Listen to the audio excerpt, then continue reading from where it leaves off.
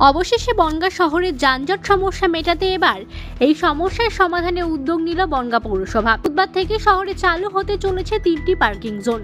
বনগাঁ পৌরসভার পক্ষ থেকে জানানো হয়, শহরকে যানজট মুক্ত করতে বনগাঁ ত্রিকোণ পার্ক এলাকায় কর্মতীর্থ ময়দান, যশোর রোড সংলগ্ন হিরালাল মূর্তির ময়দান এবং সাহেব বাড়ির সুতিবস্ত্র হাটের ময়দানে চালু হবে এই পার্কিংগুলি।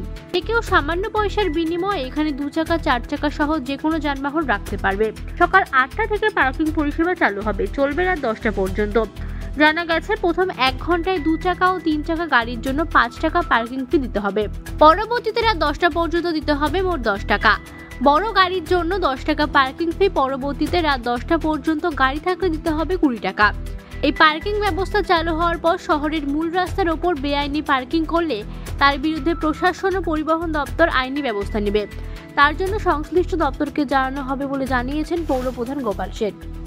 না, এর নিত্য নৈমিত্তিক আমাদের বনগাঁ শহরে যে যানজট তৈরি হয়, ছোট গাড়ি বড় গাড়িতে মানুষের চলাচলের ভীষণভাবে অসুবিধা হচ্ছে। বনগাঁ পৌরসভার বোর্ড অফ কাউন্সিলর আমরা সকলে বসে সিদ্ধান্ত নিই এটাকে কি করে আমাদের তরফ থেকে যেটুকুনি করার সেটাকে আমরা অবিলম্বে করতে হবে। এবং সেই অনুযায়ী বনগাঁ শহরে আমরা বিভিন্ন প্রান্তে প্রথম পর্যায়ে 3টে জায়গায় পার্কিং আগামী বুধবার খুলে দিচ্ছি। একটা হচ্ছে সুতিবস্ত্র হাট, যেটা বনগাঁ পৌরসভার সেখানে জমিতে তৈরি করা হচ্ছে। মঙ্গলবার বাদে আমরা প্রতিদিন ওটা খোলা থাকবে। আর হচ্ছে হিরালাল মূর্তি 16 নম্বর ওয়ার্ডে, সেখানে একটি হচ্ছে। এবং আমাদের বনগাঁ থানার সামনে মনীষাঙ্গন টাউন হলে পাশে কর্মতীর্থে আর একটা করা হচ্ছে। যেই জায়গাগুলো সবথেকে বেশি যানজট হয় প্রথম পর্যায়ে সেখানে আমরা আগামী বুধবার থেকে চালু করেছি। মিনিমাম একটা চার্জ নিয়ে আমরা সেটা চালু করছি।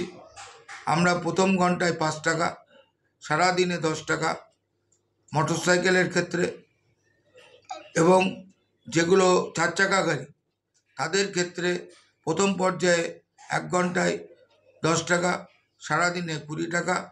এবং বনগাঁ শহরের বিভিন্ন মানুষ গাড়ি রাখার জায়গা পায় না, সেই গাড়িগুলো যদি মাসিক বা একটা ভাড়া দিয়ে তারা যদি আমাদের সুতিবস্ত্র হাট যেখানে আছে স্টেট ব্যাংকের সামনে, সেখানে যদি ওরা মাসিক ভাড়া দিয়ে রাখে, আমরা সে ব্যবস্থাও রাখছি যাতে রাস্তার উপরে কোনো গাড়ি না থাকে। সুতরাং আমরা সমস্ত মানুষের সহযোগিতা চাইছি। এই রাস্তার উপর গাড়ি দাঁড়ানোর ক্ষেত্রে যেখানে যেখানে যানজট হচ্ছে সেখানে সেখানে আমরা স্বল্প মূল্যে বনগাঁ পৌরসভার পক্ষ থেকে আমরা সেইগুলো করছি।